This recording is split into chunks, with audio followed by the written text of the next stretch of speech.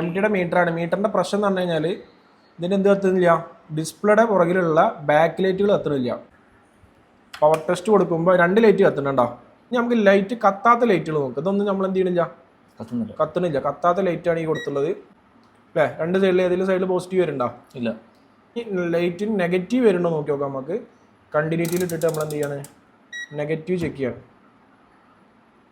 Negative എന്ത് ചെയ്യുന്നുണ്ട്, ലൈറ്റിൽ കിട്ടുന്നുണ്ട്. അപ്പോൾ ഇതിനർത്ഥം ഇത് ഈ ബോർഡിലെ ലൈറ്റിലേക്കുള്ള പോസിറ്റീവ് സപ്ലൈ എന്ത് ചെയ്യണില്ല, വരുന്നില്ല. ഈ പ്ലസ് ട്രാക്കിലൊക്കെ ഓരോ റെസിസ്റ്റർ കൊടുത്തിട്ടുണ്ട് കണ്ടോ. ഇതിൻ്റെ പോസിറ്റീവ് ട്രാക്കിൽ എന്ത് ചെയ്യുന്നുണ്ട്, ഒരു റെസിസ്റ്റർ വെച്ചിട്ടുണ്ട്. അതേപോലെ നമുക്ക് എന്തുണ്ട്, ഇതിൻ്റെ പോസിറ്റീവ് ട്രാക്കിൽ എന്തുണ്ട്, ഒരു റെസിസ്റ്റർ വെച്ചിട്ടുണ്ട് കണ്ടോ. പോസിറ്റീവ് കണക്ഷൻസ് റെസിസ്റ്റർ വഴിയാണ് എന്ത് ചെയ്യണത്, ലൈറ്റിലേക്ക് എത്തുന്നത്.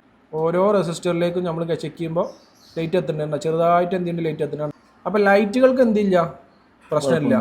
പോസിറ്റീവ് സപ്ലൈ എന്ത് വരാത്തതാണ്, ലൈറ്റിലേക്ക് എത്താത്തതാണ് പ്രശ്നം. ഈ റെസിസ്റ്ററിൽ നിന്നും ഈ ട്രാൻസിസ്റ്ററിലേക്ക് പോകുന്ന ട്രാക്ക് കപ്റ്റാണ് കണ്ടോ. ബീപ് സൗണ്ട് അടിക്കണ്ട ഇല്ല. നമ്മൾ പവർ ഓണാക്കിയിട്ട് എന്ത് ചെയ്യാണ്, ജസ്റ്റ് ഒരു വയർ എടുത്തിട്ട് നമ്മൾ എന്ത് ചെയ്യാണ്, നമ്മൾ ഷോർട്ട് ചെയ്തപ്പോൾ നമുക്ക് എന്ത് ചെയ്യുന്നുണ്ട്, ലൈറ്റ് എത്തുന്നുണ്ട്.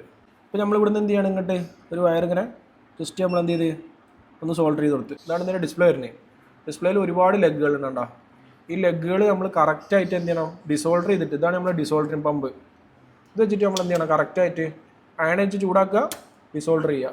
അല്ലാതെ ഒരു കാരണവശാലും നമ്മൾ എന്ത് ചെയ്ത് ഫോഴ്സ്ഫുൾ ആയിട്ട് നമ്മൾ എന്ത് ചെയ്ത് വലിച്ചെടുത്ത് കഴിഞ്ഞാൽ പിന്നെ ഡാമേജ് ആവും.